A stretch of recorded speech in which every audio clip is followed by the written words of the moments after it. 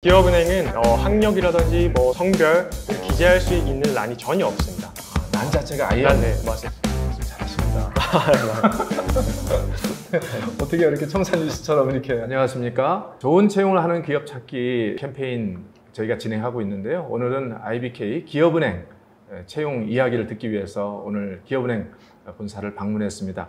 오늘은 인사부의 정준영 대리님을 모시고 또 이야기를 좀 들어보도록 하겠습니다.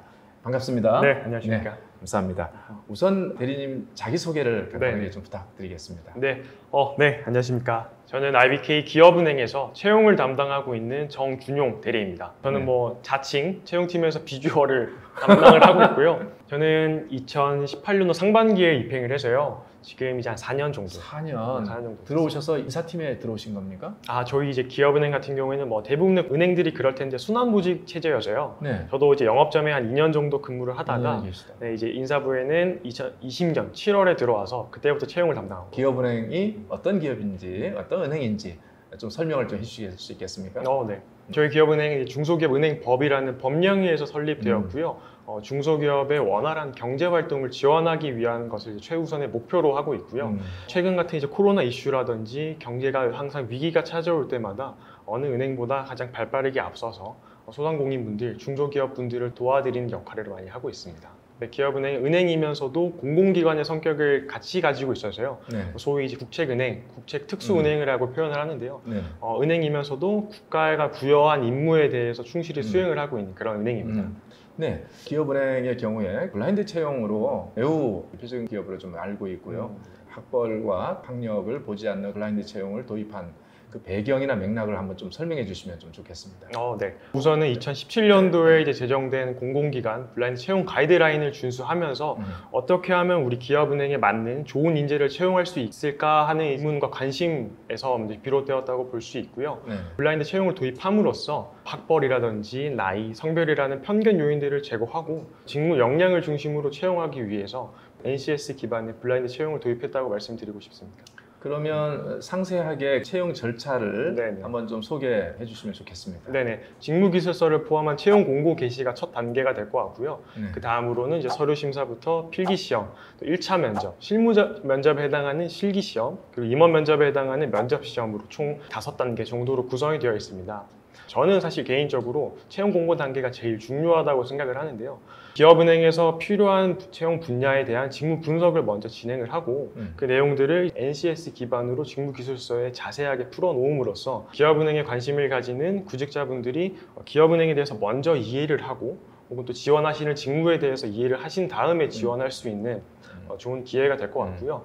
다음으로 이제 서류 심사에서도 지원자분들이 역량을 스스로 보여주실 수 있을 만한 문항들을 위주로 구성을 해서 향후에 자기소개서가 서류 심사에서만 활용이 끝나는 게 아니라 실기시험이나 면접시험에서도 활용이 충분히 될 수 있거든요. 그런 부분들까지 고려해서 역량들을 보여주실 수 있는 문항으로 많이 구성을 하고 있습니다. 저희는 이제 1차적으로 실기시험의 전형을 먼저 실시를 한 다음에 임원분들이 참관하시는 면접시험을 진행하는데요. 네. 실기시험에서는 공통 프로그램과 지원하는 분야별로 맞춤형 별도 프로그램도 진행을 하고 있습니다. 네. 맞춤형 별도 프로그램을 진행하는 이유는 지원하는 분야, 저희로 치면은 금융 일반부터 디지털, 금융 전문 글로벌이라는 분야들이 있는데요. 각 지원 분야에서 필요로 하는 역량들이 조금씩은 차이가 있습니다. 그렇겠죠. 네, 그렇기 때문에 금융 일반 같은 경우에는 발표라는 프로그램을 진행을 하고요. 디지털은 코딩 테스트, 금융 전문 글로벌 분야는 논술을 프로그램 진행하는데요. 이렇게 각 분야별로 직무 역량들을 확인할 수 있는 프로그램들을 진행을 하고요. 마지막에 임원 면접에서는 다대다로 질의응답 위주로 진행을 하는데요. 그때도 마찬가지로 각종 편견 요인들이 개입할 수 없게 최근에는 수험 번호가 저희는 별도로 있기 때문에 수험 번호로 해서 호명을 진행하고 있고요.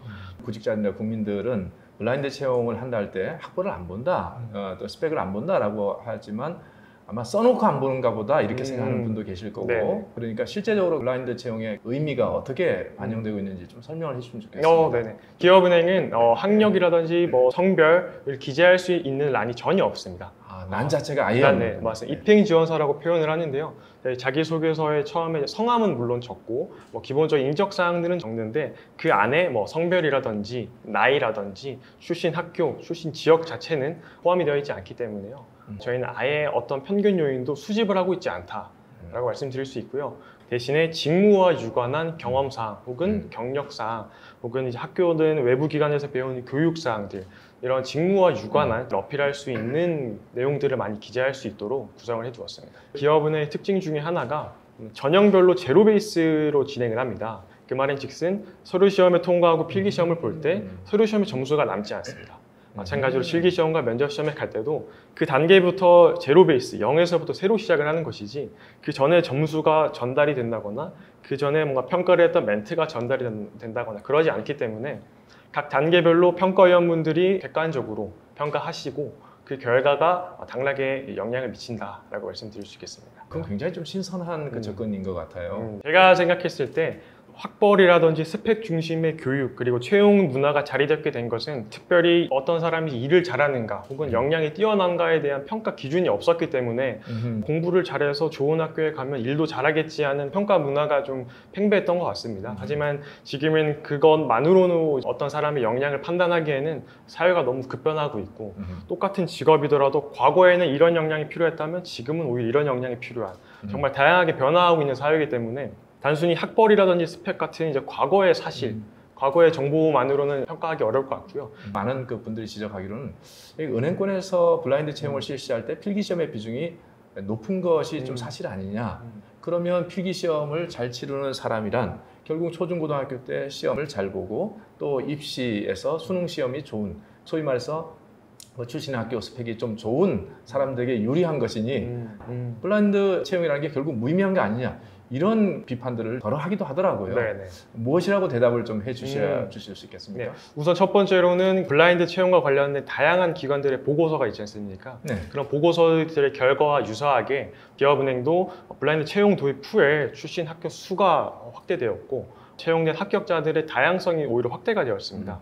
또 추가적으로는 필기시험에서 단순히 직무와 관련된 지식만을, 직무와 관련된 기술만을 평가하려는 목적이 아니라 그 기술을 어떻게 활용하고 지식을 어떻게 활용할 수 있는지 혹은 이 친구가 문제 해결 능력을 가지고 있는지 혹은 NCS 기반으로 의사소통 능력을 가지고 있는지라는 것들을 확인하기 때문에 문제 구성 자체도 지식을 단순히 이게 정답이 A야 라는 것보다는 이것을 어떻게 해결할 수 있어 라는 방향의 문제를 많이 출제하고 있습니다.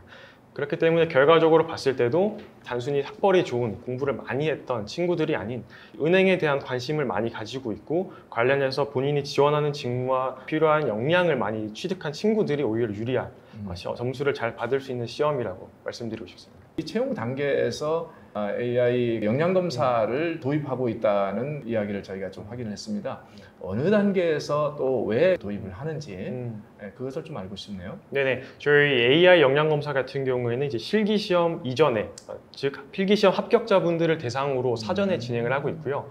저희 같은 경우에는 AI 역량 검사의 평가 결과를 실기 시험의 평가 결과에 영향을 미치지는 않습니다. 지원자분들의 기본적인 성향이라든지 장점이 되는 역량들을 위주로 판단하고자 참고자료 정도로 활용을 하고 있고요. 지역 인재들을 우대하는 전형을 별도 트랙으로 좀 운영을 하고 있는 것 같습니다. 네네. 이런 그 제도를 좀 도입하게 된 배경과 또 절차나 또 그리고 그로 인한 이점이랄지 어떤 의미가 또 있기 때문에 그런 정책을 진행하고 있는지 이런 부분이 좀 궁금하기도 합니다. 네. 제가 생각했을 때는 크게 세 가지 이유와 이점이 있을 것 같은데요. 첫 번째로는 지역 인재 전형의 최우선 목표인 지역 균형 발전이 있을 거고요. 두 번째로는 각 지역, 지방에까지도 지점, 영업점들이 넓게 분포하고 있기 때문에 해당 지역 특수한 상황들 혹은 산업의 구조들이 또 다양하기 때문에 그 지역 출신의 전문가가 배치되어 있다면 고객님들의 입장에서도 사업을 운영하거나 혹은 개인적으로 대출을 받으실 때도 모든 그런 실정들을 다른 지역의 출신자들보다는 보다 좀 수월하게 이해할 수 있을 거라고 생각을 하고요. 직원들의 입장에서도 타 지역에서 해당 지역까지 굳이 멀리 이동해서 배치돼서 발령되는 것보다는 그 출신 지역자들이 해당 거주지 인근에서 근무를 하는 게 물론 당연히 직원들의 만족도 높일 수 있는 길이라고 생각을 합니다. 블라인드 채용, 공정한 채용이라는 것은 내가 인정을 하는데 그것은 공정할 뿐이고 과연 기업인의 입장에서 필요한 적격자를 얼마나 찾아냈는지에 대해서 자체적인 평가도 있을 것 같고요. 제가 봤을 때는 블라인드 채용의 가장 큰 장점과 가장 큰 이점은 지원자분들도 저희 기업은행에 대해서 직무 중심으로 판단을 할 수 있고요. 기업은행에 대한 충분한 이해, 그리고 지원하는 직무에 대한 이해를 할 수 있다는 점이 가장 크다고 생각을 합니다.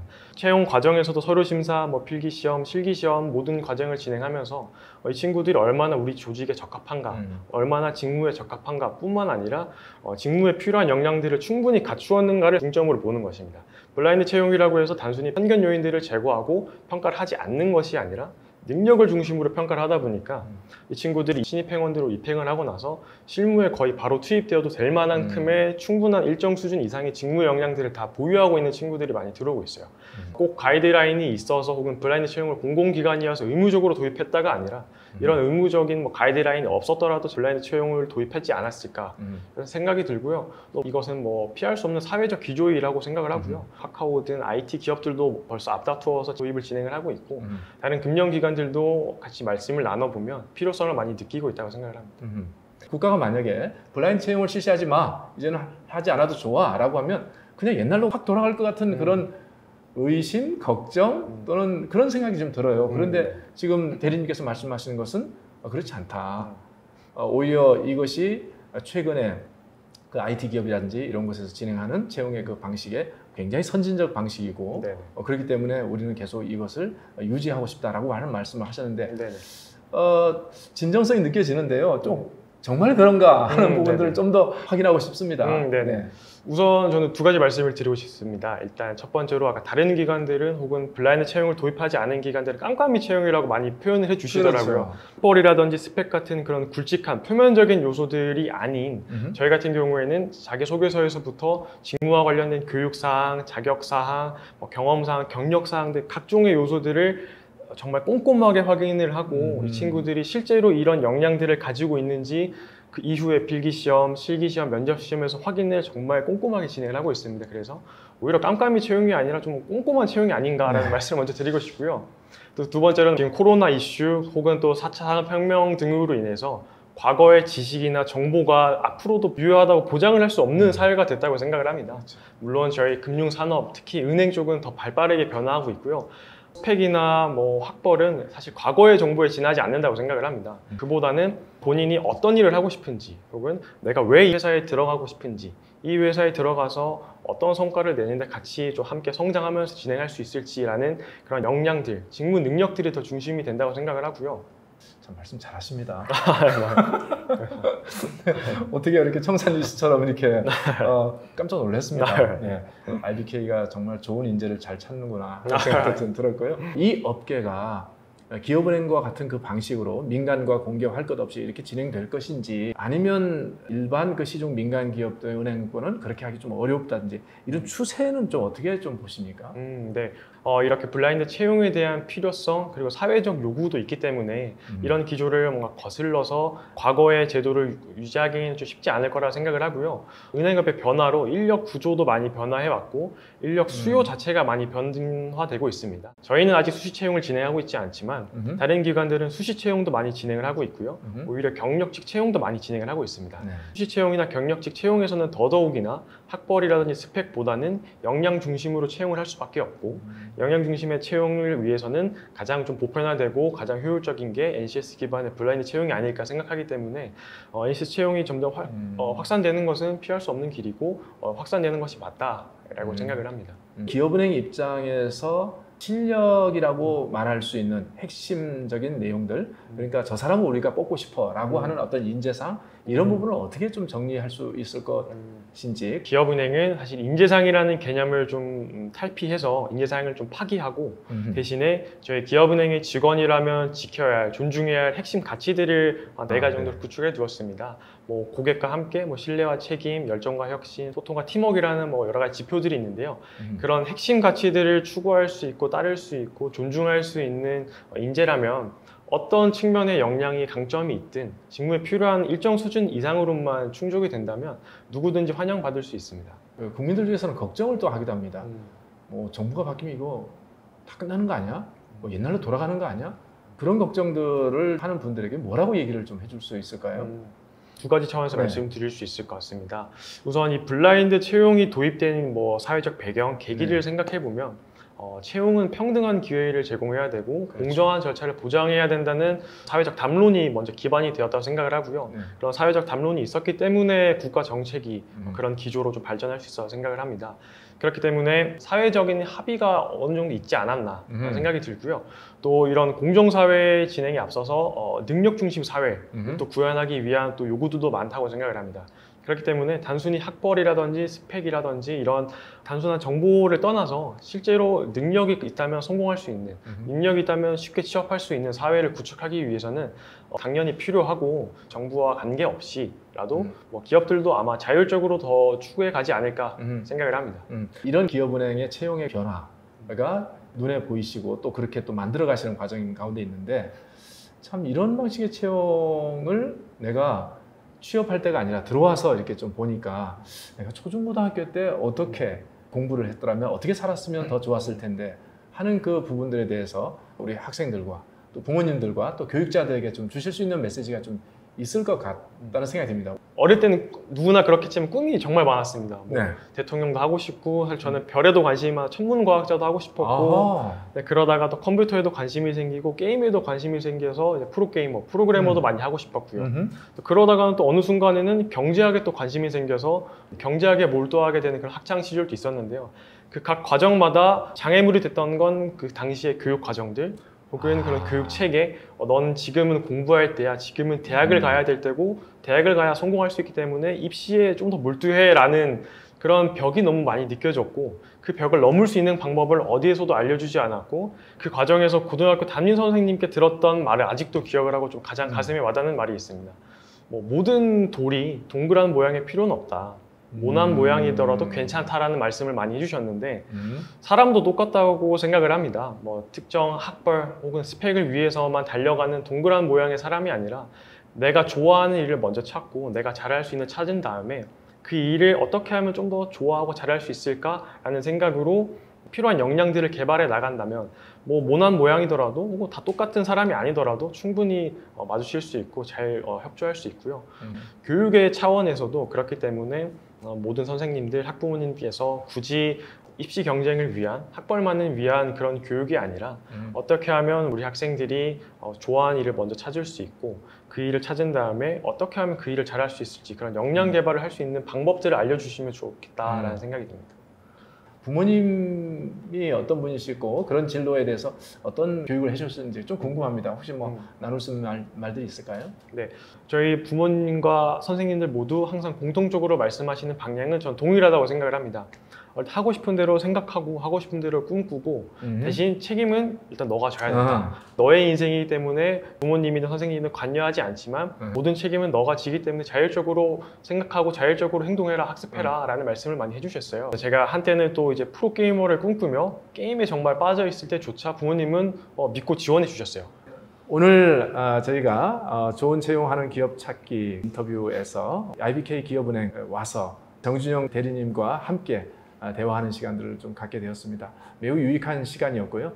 다음번에 또 저희가 더 의미 있는 인터뷰에 그 기업을 찾아서 여러분들께 좀 찾아뵙도록 하겠습니다. 감사합니다.